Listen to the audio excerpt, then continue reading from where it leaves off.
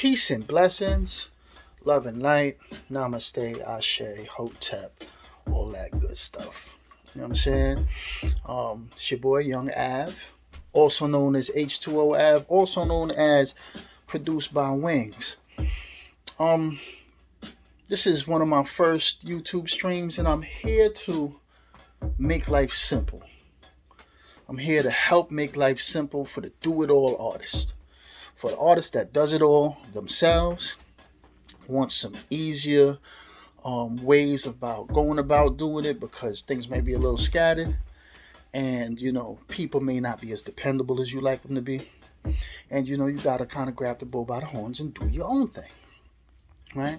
So my post today is to show you my setup in my room, my recording situation.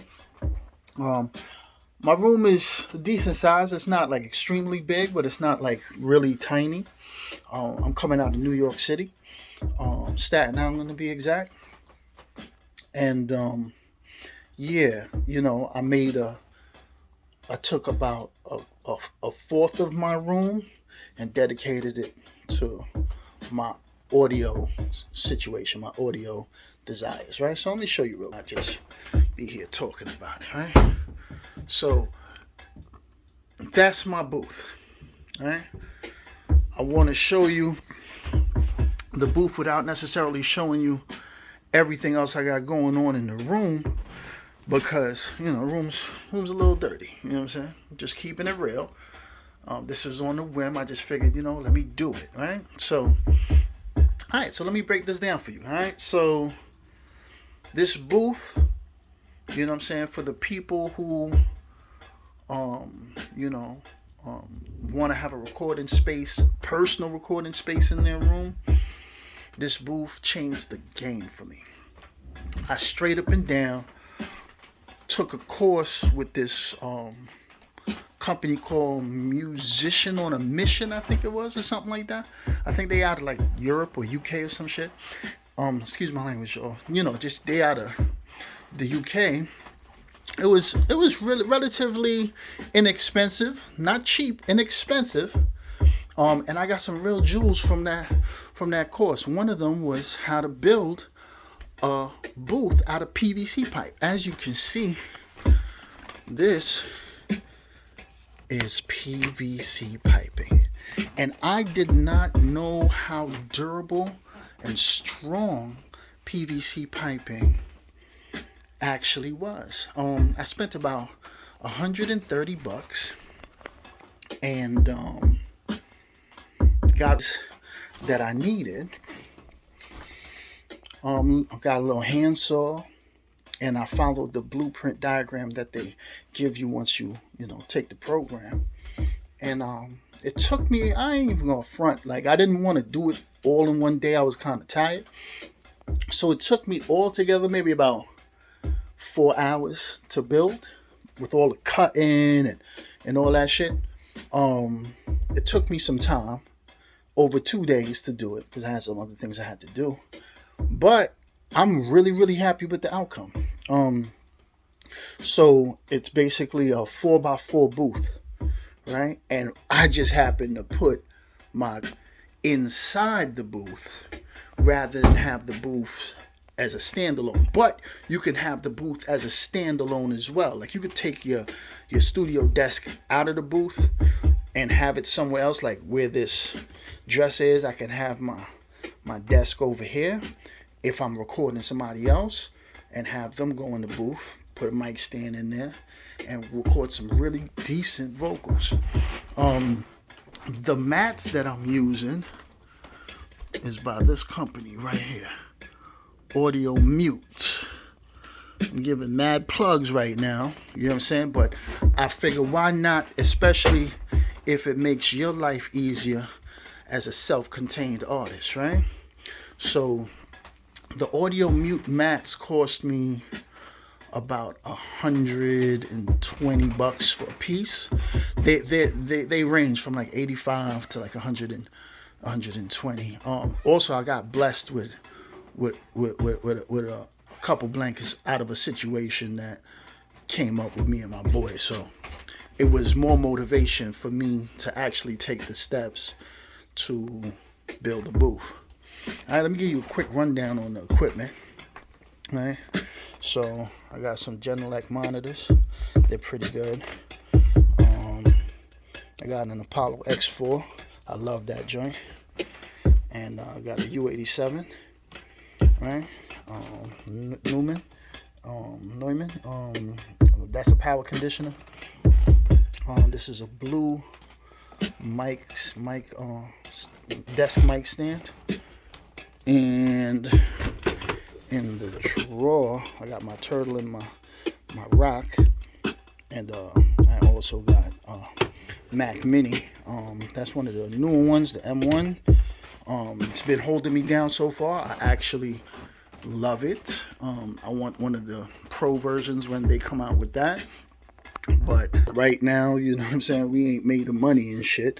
You know what I'm saying? So that will do. I think for aspiring artists that may be a little bit more advanced when it comes to their skill sets in rapping or production or engineering, a setup like this changes the game for you, especially being that it's right next to my bed. So I literally may have an idea, right, and be like, all right, let me jump out my bed and just kind of get cooking, right? And it also works for those who may have been engineers previously who just don't want to take on no new clients, but you still want to record your own stuff, but you know it's cumbersome. You gotta go here, go there, or set up major stuff in order to get good vocals.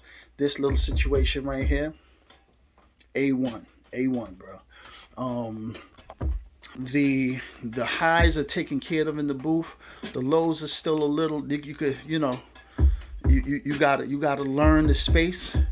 You know what I'm saying, to get your lows really in pocket, but for the most part this really works.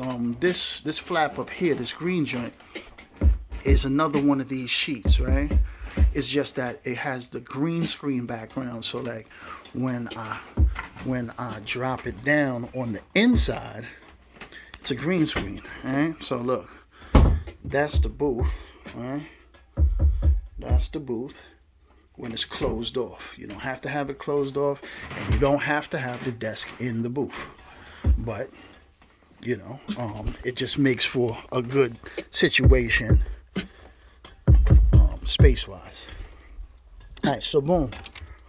I put two little lights up here, nothing crazy, just to kind of give me some light when I need to, because it gets dark in here. Okay. Cool. So my goal is to just kind of show you my process as someone who's been doing this for years. Show you my process to hopefully make it easier for you. This whole situation was birthed out of just being real frustrated with having to depend on other people to facilitate my needs. Not saying it's a bad thing. You know, it's always good to have a team. It's always good to be able to call on people to handle certain things that you may not have the time to or the desire to. But to be honest with you, man, people come with excuses that don't belong to you. So if you're a go-getter, you really want to, you know, make your own way, and you know you want to limit the amount of dependability you have to place in others, this setup is perfect. Now that doesn't go for you know, knowing how to record or use your DAW or mix or make beats, but the initial setup to get yourself going comes in very handy. Only for those who are really serious though. Yeah, so that's really about it. That's all I really wanted to speak on this episode. Was, you know, actually gather, you know, a situation for yourself that meets the requirements for someone who is serious about churning out consistent product on a. So that's it. Thanks for tuning in. The next one, I'm gonna show you how I got my production to be, what's the word? I would say industry standard, right? To be industry standard. It's a cheat code. It literally, to the purist, is going to look like cheating. And, you know, to some people, I've heard reviews from some other people and they've been dumping on some of these techniques because, I don't know, maybe it just doesn't work for them. Don't dump on me because I'm aggressive. All right? I can be. I try not to be. You feel me? So don't dump on me, man. You can have your opinion. I'm cool with that. Don't put my name in none of that. You know what I'm saying? But I got some cheat codes that are used that help you get over the hump in creating your beat so that you can focus on the skill sets that you may be stronger developed in. You know, more strongly developed in.